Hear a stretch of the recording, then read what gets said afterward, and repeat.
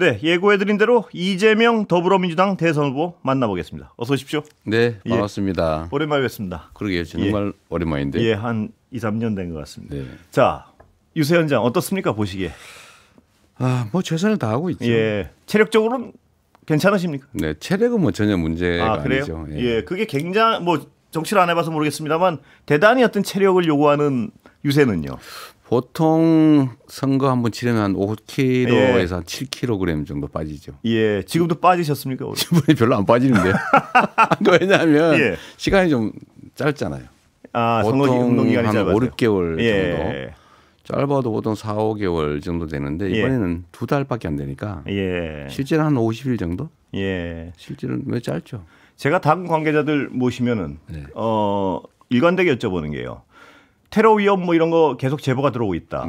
그런데 이 후보께서는 직접 한번 당해 보셨잖아요. 제가 그 질문은 사람이란 건 본능적으로 한번 당해 보면 불안하고 좀 무섭지 않습니까? 이렇게 유권자들 만나고 하는데.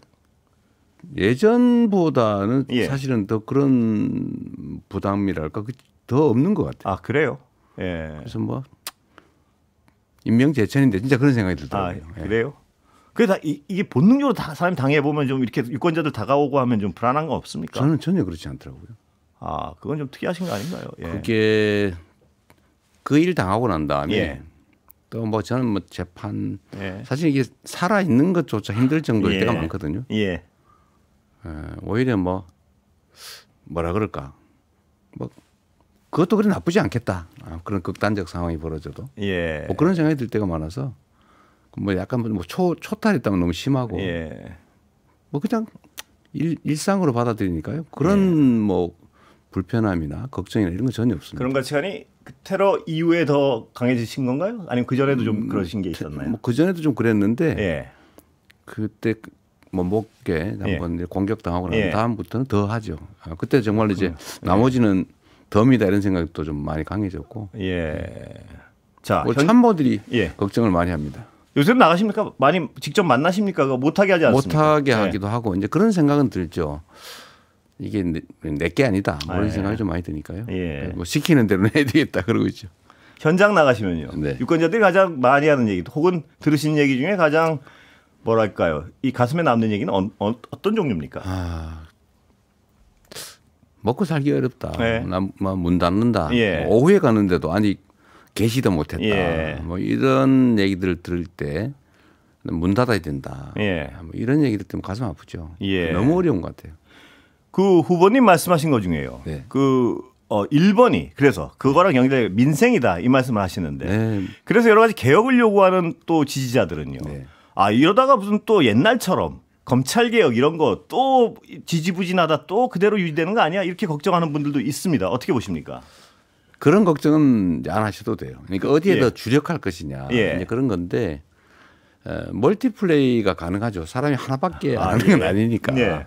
그런 것은 이해가 충돌하는 갈등 사안들은 좀 준비를 좀 해야 돼요. 준비도 대비도 좀 해야 되고 그러나 이제 현안 사안들 중에 이제 민생 사안은 여야에 별로 이견이 없으니까요. 뭐 지금 구여권에 피해를 입히는 게 아니니까 그런 것은 좀 속도감 있게 빨리 할 수 있죠. 검찰 개혁 같은 거는 시간표가 가지고 계십니까? 혹시 마음속으로 언제까지는 이루어야 된다 할까 혹은 뭐 이런 시간표가 있으십니까? 뭐 시간표를 정확하게 정한 건 아닌데 뭐 기본적인 스케줄 정도는 가지고 있죠. 여쭤봐도 됩니까? 혹시 대략 언제까지 마칠 생각이다? 수술 일자를 미리 굳이 알 필요가 그렇습니까? 환자가 알아야 되는 거 아닙니까?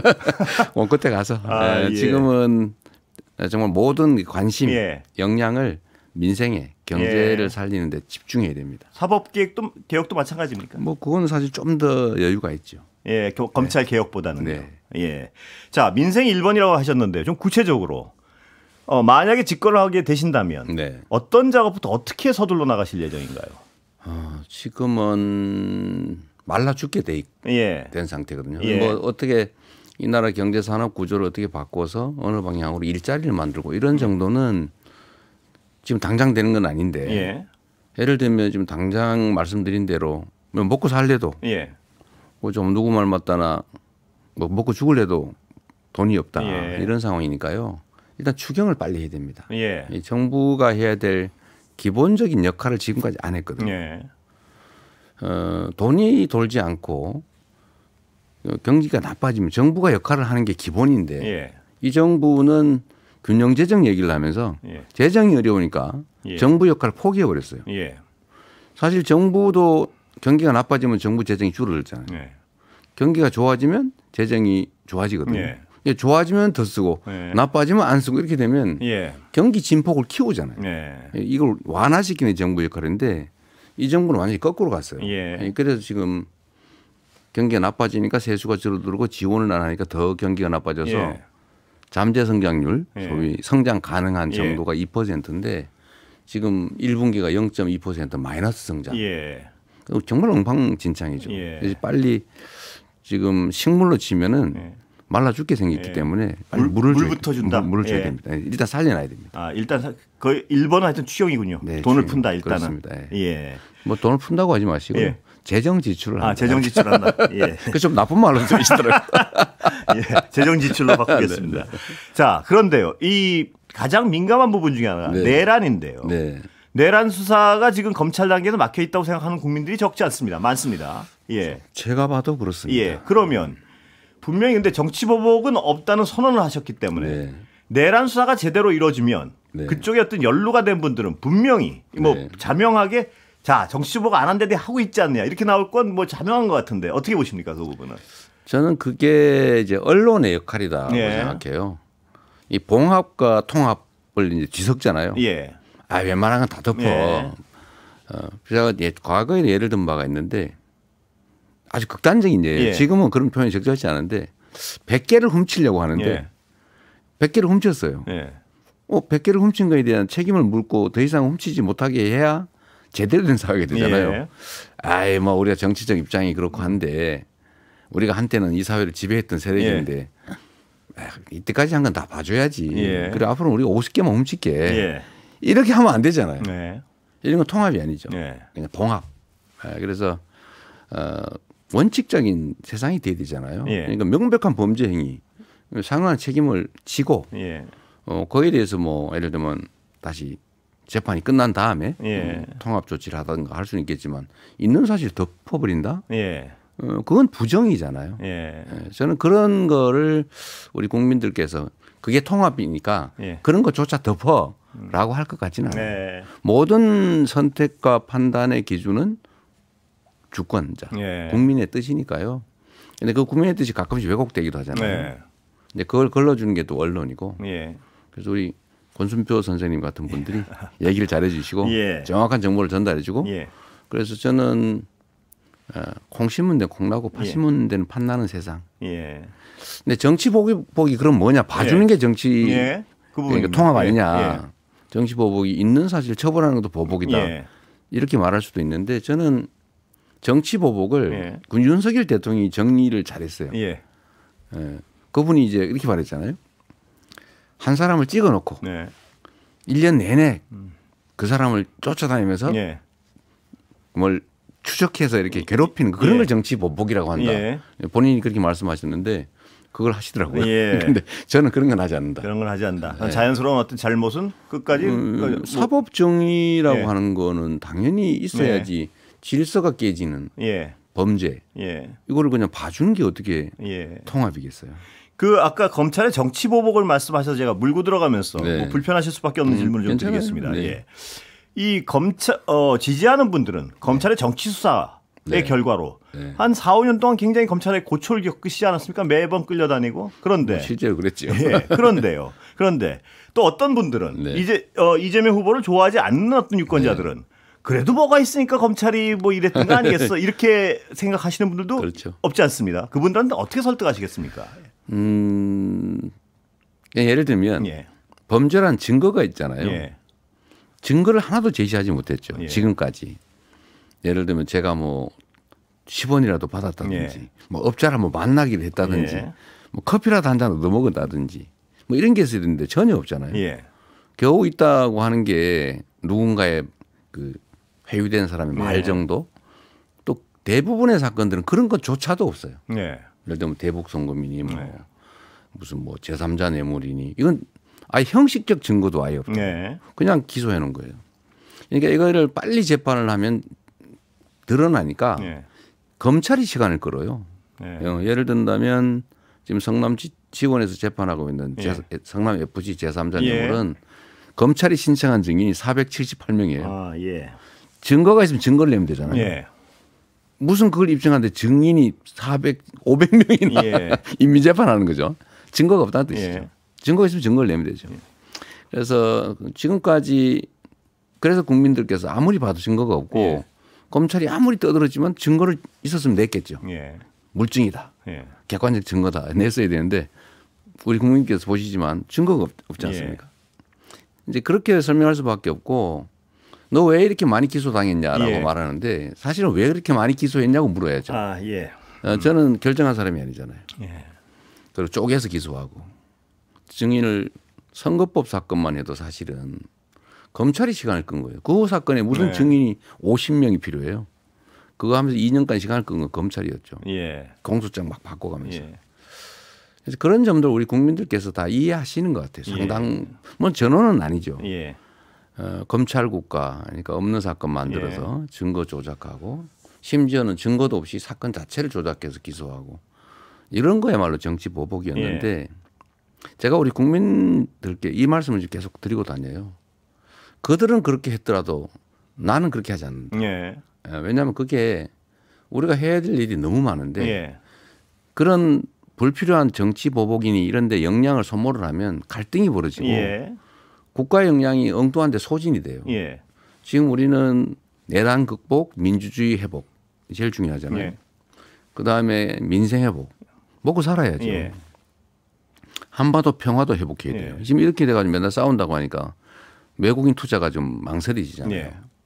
또 예를 들면 국제적 위상도 많이 훼손됐어요. 한때는 정말로 모범적 민주국가로 한류의 정말 문화가 강한 나라 이렇게 해서 전 세계가 우러러봤는데 선망을 했는데 지금은 군사 쿠데타나 하고 아주 비민주적이고 뭐 상상 밖의 일을 벌이는 이런 후진국처럼 보이지 않습니까?